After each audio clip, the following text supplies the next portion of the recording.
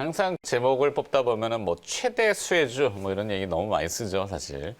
좀 식상할 수도 있는데 그래도 오늘은 코스닥이 좀 강하니까 개별주들 중에서 좀 찾아보겠습니다. 몇 가지 기업들 들여다볼 테고요. 이커머스라고 하는 전자상거래 뭐 이렇게 통칭이 되는 기업들입니다. 아무래도 코로나 이야기 때문에 또다시 언택트가 주목을 받는 상황인 것 같아서 모셔봤습니다. 상상인 증권 리서치 센터 스몰캡 팀의 박주영 애널리스트와 함께합니다. 어서 오십시오. 네. 자, 바로 기업으로 들어가겠습니다. 오늘 가져오신 기업이 한 3개 정도 되는데요. 첫 번째 기업은 뭡니까? 네, NHN 한국 사이버 결제입니다. 네. 네, 이제 익숙한 기업일 수 있죠. 네, 요즘 되게 핫한 기업이고 올 초 대비 주가가 꽤 크게 이제 상승을 했는데요. 네. 이제 NHN 한국 사이버 결제가 이제 온라인 결제 1위 업체인데 이제 비대면 결제 수요를 계속 받고 있습니다. 근데 내년에도 이제 좀 전망을 해보면 이제 비대면 결제 수요는 계속 이제 올라갈 것으로 보고 있는데요. 네. 이거는 이제 비대면 결제 수요가 현재 어떤 흐름으로 가고 있는가를 보면 이제 알 수가 있습니다. 크게 이제 2가지 트렌드로 설명을 드리자면 첫 번째 트렌드는 이제 화면에 띄어지는 이제 그림 자료를 보시면 이제 한눈에 봐도 뭔가 비대면 이제 온라인 쇼핑 거래 금액 중 이제 모바일 결제 금액이 빠르게 증가하는 모습을 볼 수 있습니다. 마켓 그래프의 우상향으로 가는 계속 늘어나는 네. 형태인가 보죠? 네, 맞습니다. 두 번째 트렌드는 이제 결제 카테고리 중에서 농수산물, 음식 서비스, 생활용품의 비대면 결제 금액이 두드러지게 증가하고 있는 점인데요. 이 2가지 흐름을 통해서 이제 생각해 볼 수 있는 점은 이제 기존의 비대면으로 결제되던 소비 영역이 네. 이제 대면으로 결제되던 소비 영역이 비대면으로 전환이 되고 있고 또 전환되고 있는 영역이 좀 더 다양화되면서 향후에도 이제 비대면 결제 수요는 계속해서 증가할 것으로 보고 있습니다. 아무래도 이제 공인인증서가 폐지가 되잖아요. 네. 그러면 조금 더 나를 증명할 수 있는 수단이 모바일 상에서 편리해진다면은 결제도 그만큼 더 많이 이루어질 수 있잖아요. 그동안은 뭐 결제하려면 못 깔고 뭐 이런 게 많아서 저 같은 나이대에도 이제 하다가 지쳐서 안 해 이렇게 되는데 요즘은 이제 지문 인식이라든지 생체 인식이라든지 이런 결제 중간에 과정이 좀 편해지더라고요. 그러니까 보니까 결제를 많이 하는데 중간에 이제 결제를 대행해주는 업체가 이 NHN 한국 사이버 결제 피지 업체라고 보통 네, 얘기들 많이 맞습니다. 하죠. 네. 겨울철이다 보니까 헤어가 자꾸 붙죠. 네. 네, 머리가 자꾸 붙어요. 정전기 때문에. 그래서 방송하다 잠깐 웃었는데 하여튼 자연스럽게 하시면 됩니다. 네, 생방송은 뭐 원래 그런 묘미가 좀 있어요. 네. 자, 두 번째, 더불어 해외 가맹점 관련 매출 비중이 증가하고 있다. 이게 이제 기존에 좋은 건 알겠는데 더 늘어나느냐가 우리의 포인트거든요. 네. 더 늘어나나요? 해외 쪽으로? 네, 이제 사실 국내 쪽은 좀 어느 정도 포화 상태라고 보고 있고요. 네. 앞으로 이제 NHN 한국 사이버 결제가 향후 이제 성장 더 하기 위해서는 해외 가맹점 관련 매출에 좀 집중을 해야 됩니다. 그래서 이제 해외 가맹점 관련한 매출이 현재 증가하고 있는 것은 이 회사의 성장 동력 중에 좀 하나인데요. 매출액에서 이제 90%의 비중을 차지하는 이제 온라인 결제 사업부를 좀 세분화해 보면 이제 국내 이제 가맹점 매출과 해외 가맹점 매출로 현재 좀 나눠 볼 수 있습니다. 이 둘의 가장 큰 차이점이 있는데요. 소비자가 국내 가맹점과 해외 가맹점 각각 100만 원을 결제를 했을 때 네. NHN 한국 사이버 결제가 가져가는 수수료 수입은 이제 해외 가맹점이 훨씬 높습니다. 그래서 한마디로 말하면 이제 온라인 결제 사업부에서 해외 가맹점 매출 비중이 올라갈수록 영업 레버리지가 발생할 수 있다는 겁니다. 네. 네. 해외 가맹점 이러면 언뜻 이해는 잘 안 되는데 예를 들어서 요즘은 해외여행을 나가기가 좀 어렵잖아요. 네. 그러면은 해외에 온라인상으로 직접 구매를 한다든지 이러면은 국내 로컬 피지 업체하고 해외 로컬 피지 업체하고 또 연계가 되나? 연계가 되는 이제 업체도 있고요. 네. 그런데 사실상 NHN 한국 사이버 결제가 들어가는 대부분의 해외 가맹점 같은 경우는 단독으로 들어가는 경우입니다. 지금 화면에 나오는 저런 기업들인가요? 네, 화면에 보시면은 이제 작년 같은 경우는 애플에 들어갔고요. 이제 올해 10월에는 이제 구글 플레이와 신규 계약을 또 체결을 했습니다. 네. 근데 이렇게 대형 글로벌 가맹점들과 이제 계약을 체결하면서 이들의 이제 거래 규모가 또 추가적으로 한국 사이버 결제에 또 붙게 되는 구조고요. 네, 이렇게 레퍼런스들이 좀 쌓이게 되면은 이제 또 다시 다른 이제 대형 글로벌 가맹점들과 계약을 체결하는 좀 선순환 구조가 앞으로도 발생할 것으로 기대하고 있습니다. 네. 자, 또 들으시는 분들은 아니 중간에 뭔 결제업체를 끼고 그래. 그냥 바로 그 물건을 판매한 사람한테 주면 될 텐데 왜 이중으로 수수료를 내지? 하지만 그 결제라는 게 이제 지급 불이행의 위험을 줄인 거잖아요. 네, 그래서 맞습니다. 결제 대행을 하는 업체들이. 그러니까 우리로 치면은 주식으로 치면 한국거래소 뭐 이렇게 치면 되겠어요. 네, 증권사. 중요한 네, 업체죠. 포인트죠. PG 결제사를 넘어서 이제 O2O 관련 신사업도 진출하고 있다. 이건 뭐죠? O2O? 네, 온라인 투 네, 오프라인? 오프라인. 네, 맞습니다. 제가 설명하려고 했던 부분을 아주 정확하게 짚어주셨는데요. 추측이었어요. 온라인 투 온라인으로 할까 하다가 네, 온라인 투 오프라인. 네. 아, 네. 그래서 오프라인 이제 매장에서 온라인 결제 시스템을 좀 적용을 해서 기존에 없던 수수료 수익을 좀 발생시키는 사업인데요. 네. 이제 대표적인 서비스는 이제 2019년 하반기에 런칭한 페이크 오더 서비스를 좀 예로 들 수 있습니다. 매장에서 좀 줄 서서 주문하는 게 아니라 페이크 오더 어플로 미리 좀 주문을 해서 네. 매장에서 먹거나 뭔가 픽업 혹은 배달 요청을 할 수 있는 서비스입니다. 그래서 앵커님께서도 혹시 이러한 비슷한 서비스를 좀 이용해 보신 적이 있으신지? 없어요. 전- 아직은 네, 9세대라서 네, 죄송합니다. 네, 네, 저는 이제 페이크 오더 서비스가 제공되는 이제 가맹점에서는 대부분 이 서비스를 이용하고 있습니다. 네. 그렇죠. 이제 이 기다리는 시간이라든지 뭐 줄 서는 시간을 줄이기 위한 네, 동선의 용이성 이렇게 되나요? 네, 맞습니다. 그래서 한번 이제 사용하게 되면은 사실 이제 기다리는 그 수고가 덜어지다 보니까 그러니까요. 계속해서 사용하게 되는 또 락인 효과도 발생을 할 수가 있고요. 또 이제 런칭한 지는 사실 이 사업이 이제 막 1년이 지났고 네. 그래서 그러다 보니까 매출액 비중이 이제 2에서 3% 정도밖에 되지 않습니다. 그래서 적자인 상황이고요. 하지만 이제 오프라인 결제 대금이 좀 감소하고 있는 부분을 이제 오토 서비스가 대체를 좀 하고 있어서 향후 이제 2022년 한 중반부터는 흑자 전환이 가능할 것으로 보고 있습니다. 네. 기존에 잘 되고 있는데 더 잘 되는 사업들이 부가적으로 더 붙는다. 이게 포인트인 것 같고. 네, 맞습니다. 그래서 결론은 사실 좀 필요하긴 해요. 주가는 여기 써 있진 않지만 레포트에 없으시고 곤란한 질문이면은 그냥 거절하셔도 됩니다. 주가 전망은 어떻게 하세요?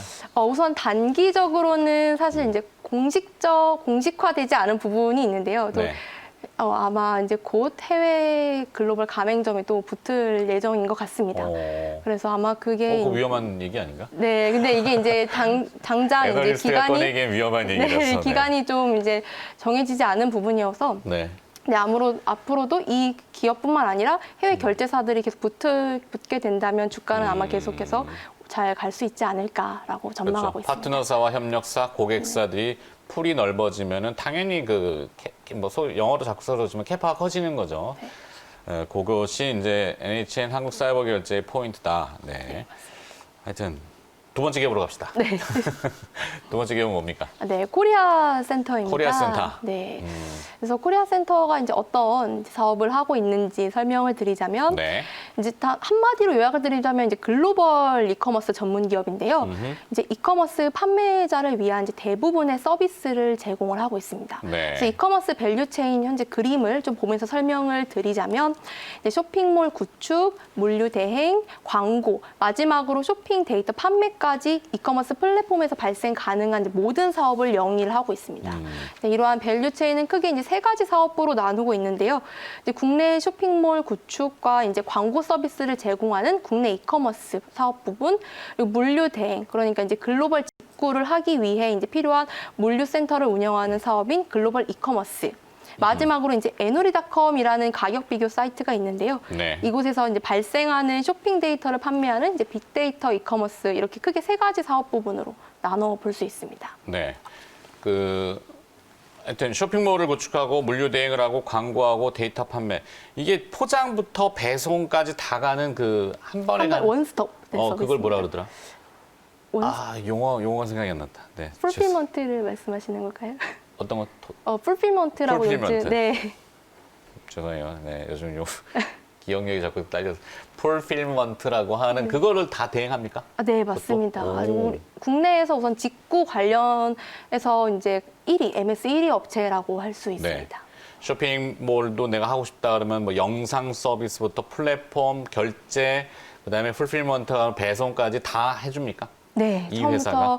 이제 아예 사실상 처음 진입하는 이제 판매자들은 네. 이 코리아 센터가 제공하는 서비스를 이용하게 되면은 처음부터 끝까지 원스톱으로 모든 걸 해결할 수 있는 상황입니다. 네. 예스24하고 약간 맥락이 조금 네, 약간 비슷한 결이라고 생각하시면 됩니다. 알겠습니다.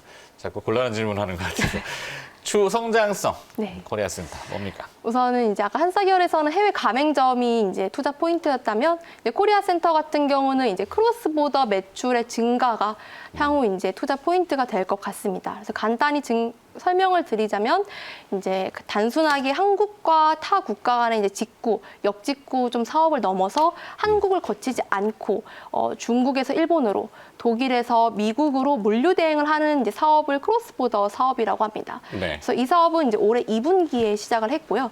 사실 이제 국내 베이스의 직구 사업은 좀 경쟁률이 좀 치열하다 보니까 마진율이 좀 BEP 수준에 머물고 있습니다. 하지만 이제 크로스보더 매출은 마진율이 약 10%대인데요. 네. 그렇다 보니까 이제 크로스보더 매출이 좀 올라오면서 작년 상반기에는 영업이익 적자를 기록했던 이제 글로벌 이커머스 사업부가 올해는 흑자 전환에 성공을 했습니다. 그래서 현재 해외 물류센터는 이제 뭐 미국, 중국, 뭐 일본, 독일, 영국, 스페인 이제 이런 이제 해외 업체에 이제 물류센터가 있는데 이제 올해 1분기에 구축한 이제 영국 센터는 구축한 지 한 달 만에 BEP를 넘길 만큼 이제 가동률이 좋은 상황입니다. 네. 정정. 앞서 예스24라고 한 거는 카페24로 정정. 아, 네. 요즘 아직도 이게 헷갈려요. 네, 몇 년째 헷갈리고 있는데 그 기업들한테는 죄송하지만 하여튼 저의 용량의 한계가 있기 때문에 카페24하고 하여튼 그 시스템은 조금 비슷한 맥락이 없지 않아 있지만 네, 국내 이커머스 부분은 좀 비슷한 사업부입니다. 그죠. 근데 신흥으로 굉장히 많이 부각되고 있다는 얘기 들은 것 같아요. 자, 코리아 센터까지 받고 마지막 하나 기업 더 보죠. 네, 마지막으로 좀 소개시켜드리고 싶은 기업은 에코 마케팅인데요. 에코 마케팅. 네. 오늘 저희가 인크로스를 좀 많이 다뤘거든요. 아, 네, 개업 계열사들 밑으로 이제 달려 있는 광고 대행사 중에 하나죠. 네, 맞습니다. 네, 에코 마케팅은 어디죠? 네, 에코 마케팅은 이제 간단하게 이제 설명을 드리자면은 이제 온라인 광고 대행사인데요. 네. 그래서 결론부터 말씀드리면 이제 현재 비즈니스 모델은 광고에서 좀 이커머스로 옮겨지고 있습니다. 단순히 이제 광고주의 제품만 광고를 하는 게 아니라 네. 에코 마케팅이 직접 이제 기획한 제품을 제조사를 통해 생산하고 유통, 영업 그리고 홍보까지 하면서 이제 광고 위주의 비즈니스에서 이커머스 비즈니스로 현재 확장을 하고 있습니다.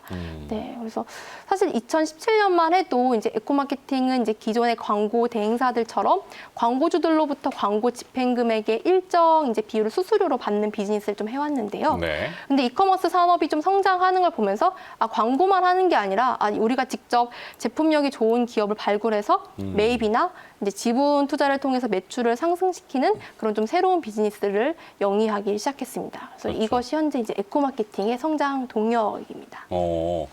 그 자회사 데일리 앤코? 네, 이 맞습니다. 미니 마사지기가 요즘 인기인가 봐요. 아, 네, 클럭? 맞습니다. 네, 클럭입니다. 모델은 이제 배우 박민영 씨고요. 지금 광고 나가네요. 네, 맞습니다. 지금 현재 나가고 있는 거고, 이제 이번 추석이나 특히 이제 5월에 광고 보니까 어린이날, 알겠네요. 네, 부모님께 이제 선물을 드리는 그런 이제 마케팅 기법으로 히트를 쳤죠. 끝? 네. 그래서 이제 우선은 향후 이제 클럭 이후에 이제 에코 마케팅이 좀 이제 나아가야 될 방향이 좀 있는데요. 네.